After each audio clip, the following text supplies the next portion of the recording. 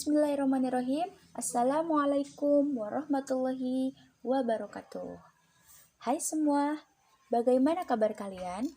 Semoga dalam lindungan Allah Subhanahu wa taala sehat walafiat dan selalu diberikan keberkahan oleh Allah Subhanahu wa taala.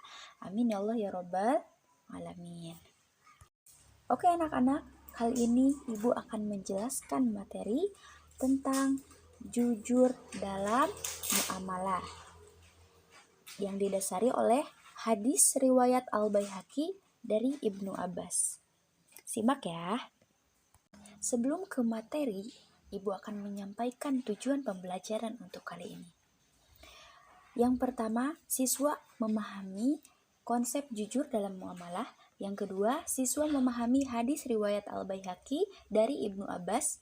Yang ketiga, siswa memahami isi kandungan dari hadis riwayat Al-Baihaqi dari Ibnu Abbas. Kemudian yang terakhir, siswa menerapkan sikap jujur dalam muamalah dalam kehidupan sehari-hari. Oke anak-anak, sudah siap untuk memulai pembelajaran? Oke, bagus.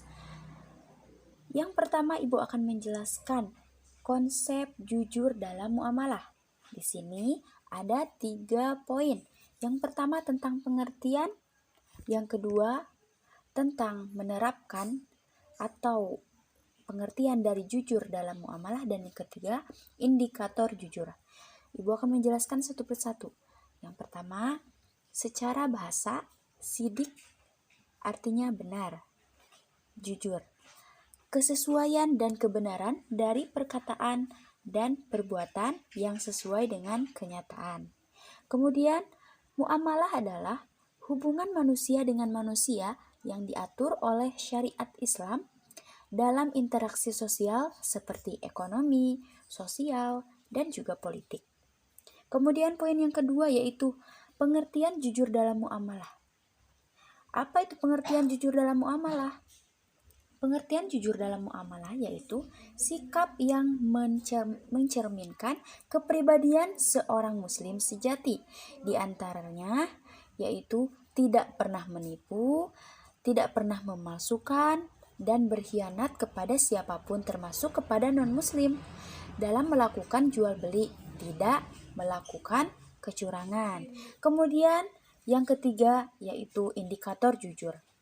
Yang pertama, berkata benar meski orang lain tidak setuju. Kemudian yang kedua, sesuai antara pikiran, perkataan, dan juga perbuatan.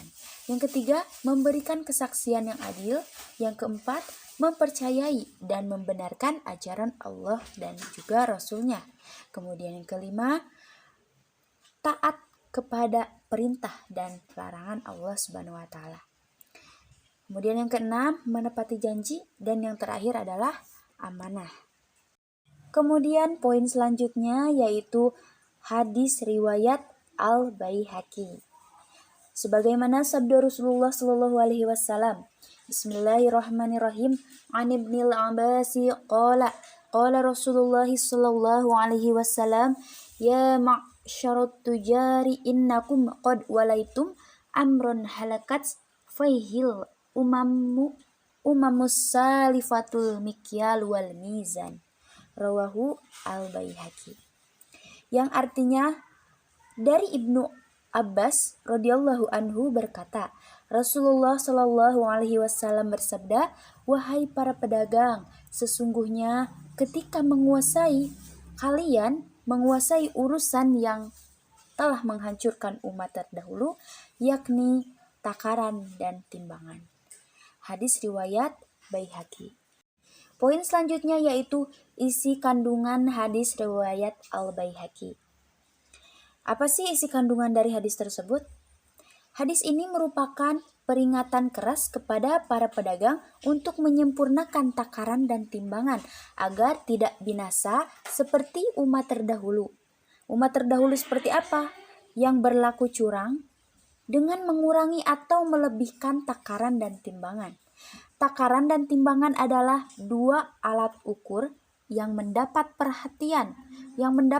perhatian agar benar-benar dipergunakan secara tepat dan benar dalam perekonomian Islam sehingga terwujud keadilan dan kemakmuran. Terjadinya kecurangan dalam menakar dan menimbang karena ada ketidakjujuran yang didorong oleh sifat tamak, rakus, ingin mendapatkan keuntungan besar tanpa peduli dengan kerugian orang lain. Oke, poin terakhir yaitu kesimpulan. Kesimpulannya apa dari pembahasan kita kali ini? Kesimpulannya adalah Allah Subhanahu wa Ta'ala memerintahkan kepada para pedagang agar berlaku jujur dalam muamalah, khususnya pada saat menakar dan menimbang, saat melakukan transaksi jual beli.